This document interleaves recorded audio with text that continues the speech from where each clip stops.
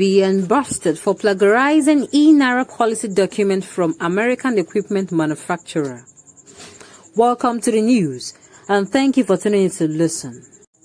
Plagiarism is not only treated as ethical shortcomings, but it is also considered illegal and penalized in many jurisdictions because it violates intellectual property rights. Now the news in detail. The Central Bank of Nigeria, CBN, has been caught plagiarizing the policy and terms of use of an American wireless equipment supplier as its own policy on the eNAIRA website. People's Gazette can report. Nigeria's digital currency, marketed to boost cross-border trade and other financial activities, was launched on October 25th by President Muhammadu Buhari amidst a televised fanfare after his botched unveiling on the nation's Independence Day on October 1st. During its launch, Governor Godwin Emefiele has said that extensive research has commenced on the adoption of a digital currency as far back as 2017. Mr. Buhari touted the policy as the first in Africa that notched its aims to milk its novel attributes for scarce public relations glory. However, checks on the eNAIRA website by People's Gazette have exposed how Africa's largest economic digital currency policy was lifted from JLG's website despite having 4 years to plan. In no event will licensor or his officers, directors, employees, agents, representatives, affiliates or contractors, collectively the released parties, be liable to license or any third party for any use, interruption, delay, or inability to use the software, lost revenues or profits, delays, interruption or loss of services, business or goodwill, loss of corruption of data, loss resulting from the system or system service failure, malfunction or shutdown, failure to accurately transfer, read or transmit information, the document read on JLG's website. A thorough check indicated that a part of a limitation of a liability clause on CBN's website was lifted verbatim from US-based JLG, a wireless innovation company based in FC Cornersburg, about 70 kilometers southwest of Harrisburg. In no event will the CBN or its directors, officers, employees, independent contractors, affiliates or agents, or any of its or their respective service providers be liable to you or any third party for any use, interruption, delay or inability to use the eNAIRA website, lost revenues or profits, delays, interruption or loss of services, business or goodwill, loss or corruption of data, loss resulting from system or system service failure, malfunction or shutdown failure to accurately transfer eNAIRA policy rate. A spokesman for the CBN said the bank was aware of the plagiarism and found nothing wrong with it.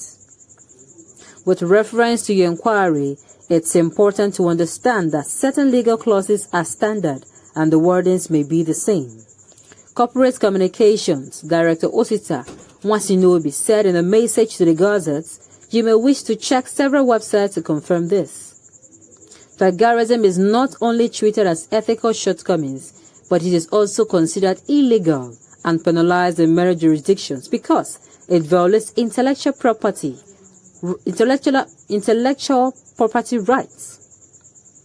Nigeria has struggled for years to take violations of intellectual property rights seriously, leaving many in top places to see nothing unusual about the conduct.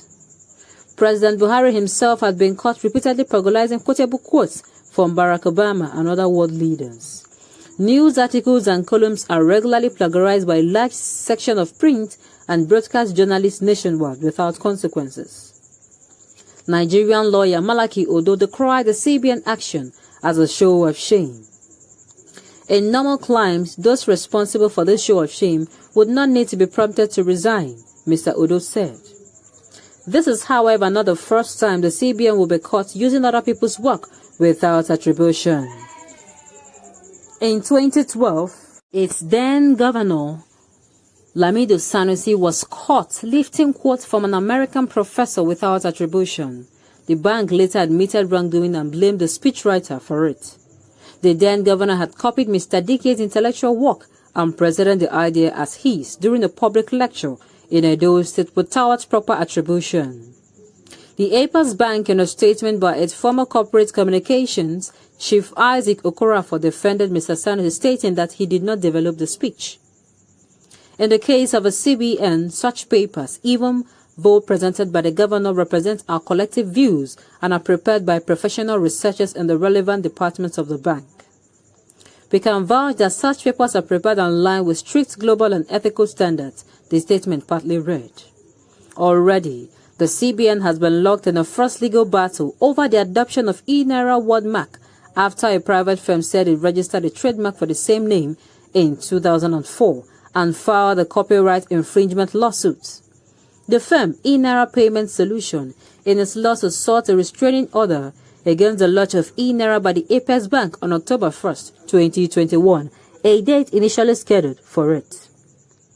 A notice from the firm's solicitors also stated that in the interim, the CBN is hereby warned to cease and desist from using or purporting to use the name eNAIRA for its products or in any way.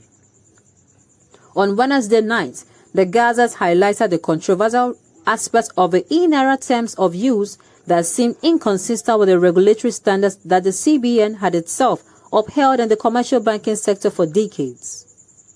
But it turned out that the odd clause was originally designed for an equipment manufacturer and not a financial service provider. Lagos-based lawyer Inibehe Effiong said the CBN action underscores the danger in policymakers and the reliance on consultants.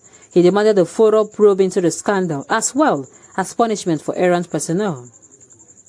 It is a very serious allegation against the central bank, Mr. Effiong told the Gazette on Thursday afternoon.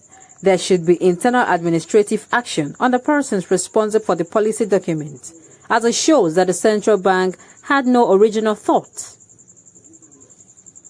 Wow. Wow. For such a thing to happen. And this particular thing has been going on for years. It is not like, Nigerians demanded for it or it will solve one of the pressing issues now, which is security or economy problems.